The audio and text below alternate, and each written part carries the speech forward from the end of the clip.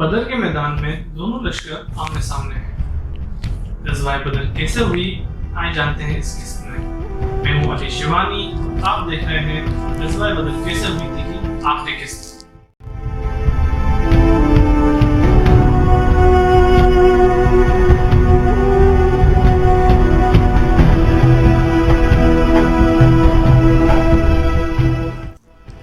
غزوہ بدر رمضان المبارک کے مہینے میں 17 رمضان مبارک کو ہوئی۔ اس کا سبب ابو سفیان کا تجارتی قافلہ بنا جو سیریا سے مکہ جا رہا تھا۔ مسلمانوں کا کافی مال و دولت ہجرت کے وقت قریشوں نے لوٹ لیا تھا۔ اس کی وجہ سے مسلمانوں نے اس قافلے کو لوٹنا چاہا، مگر ابو سفیان کو ایک جاسوس نے خبردار کر دیا اور اس نے قافلے کا راستہ بدل دیا اور ساتھ ہی اپنا ایک پیغام بھجوایا جس میں اس نے کہا کہ مسلمانوں نے تمہارے قافلے کو کیا ہے، جس پر ابو جہل نے ایک لشکر اکٹھا کیا اور قافلہ بچانے کے لیے نکل پڑا۔ مسلمانوں کے ہاتھ قافلہ تو نہ آیا، مگر انہیں خبر ملی کہ قریش ایک لشکر لے کر ان سے لڑنے آ رہا ہے، تو وہ بھی بدر کی طرف چل پڑے۔ ابو جہل کو راستے میں ابو سفیان کی طرف سے خبر ملی کہ قافلہ محفوظ ہے، تو آپ واپس لوٹ جائیں اپنے گھروں پہ، مگر ابو جہل نے جنگ لڑنے کا ہی ارادہ کیا، اور کیونکہ وہ قریشیوں کا سردار تھا تو باقی لوگوں کو بھی اس کی بات ماننی پڑی۔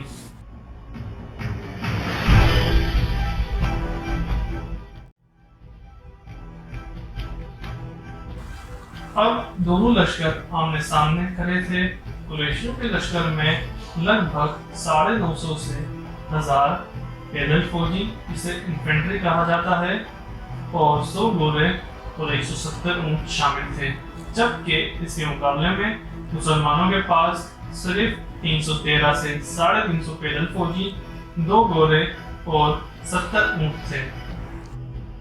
اب اگر ہم فیگرز کو دیکھیں تو مسلمانوں کے لیے بنا کسی دفاعی پوزیشن کے بغیر لڑنا لگ بھگ ناممکن تھا، مگر مسلمانوں میں ایک طاقت پر یقین تھا۔ وہ طاقت تھی ایمان کی طاقت اور اللہ پہ یقین اور نبی علیہ السلام کا ان کے ساتھ ہونا۔ اسی وجہ سے انہوں نے نبی صلی اللہ علیہ وآلہ وسلم کے ساتھ دینے کا ارادہ کیا اور لڑنے کے لیے اتر گئے۔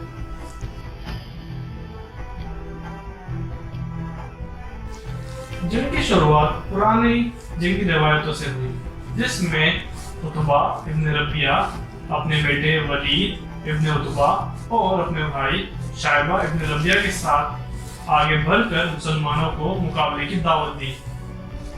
پہلے مسلمانوں کی طرف سے 3 انصار کے لوگ آگے آئے مقابلے کے لیے، مگر انہیں یہ کہہ کر عتبہ نے لڑنے سے منع کر دیا کہ اے محمد، میرے مقابلے کے لیے میری قوم میں سے میری حیثیت کے لوگوں کو بھیج، جس پر حضرت حمزہ رضی اللہ تعالیٰ عنہ، حضرت علی رضی اللہ تعالیٰ عنہ اور حضرت عبیدہ ابن الحارث کو ساتھ لے کر میدان میں اترے۔ اس مقابلے میں حضرت علی کا مقابلہ ولید ابن عتبہ سے ہوا اور حضرت حمزہ رضی اللہ تعالیٰ عنہ کا مقابلہ عتبہ ابن ربیہ سے ہوا اور حضرت عبیدہ ابن الحارث کا مقابلہ شیبہ ابن ربیہ سے ہوا۔ مقابلہ شروع ہوتے ہی حضرت علی رضی اللہ تعالیٰ عنہ نے ولید ابن عتبہ کو چند ہی لمحوں میں مار دیا اور اس کے بعد حضرت حمزہ رضی اللہ تعالیٰ عنہ کے ہاتھوں عتبہ ابن ربیہ بھی مارا گیا۔ شیبہ ابن ربیہ نے حضرت عبیدہ ابن الحارث کو تھوڑا ٹف ٹائم دیا اور انہیں تھوڑا زخمی بھی کیا، مگر وہ بھی ان کے ہاتھوں مارا گیا۔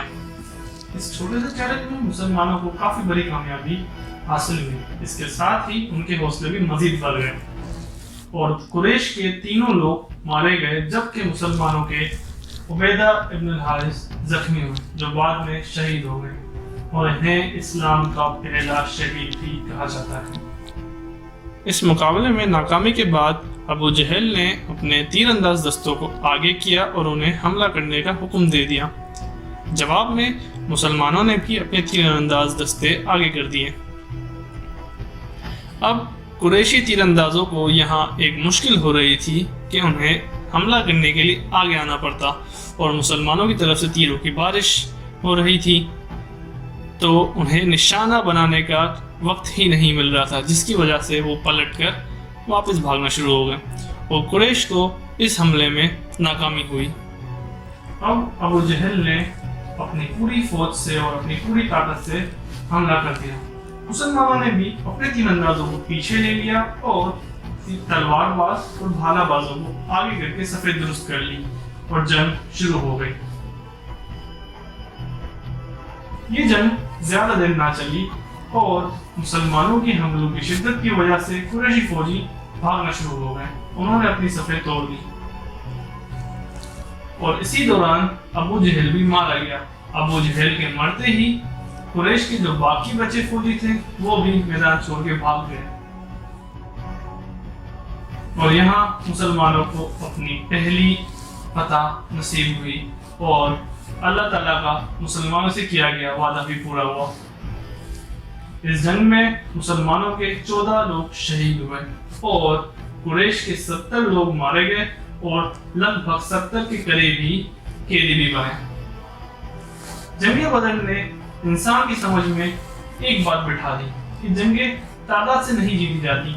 अगर आपका ईमान और आपका यकीन उन 313 के जैसा हो तो आपको दुनिया की कोई ताकत शिकस्त नहीं दे सकती।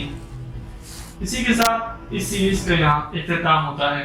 उम्मीद है आपको ये सीरीज पसंद आई होगी और अगर इस सीरीज को बयान करते हुए मुझसे कोई गलती हो गई हो तो अल्लाह ताला मुझे माफ़ फरमाए।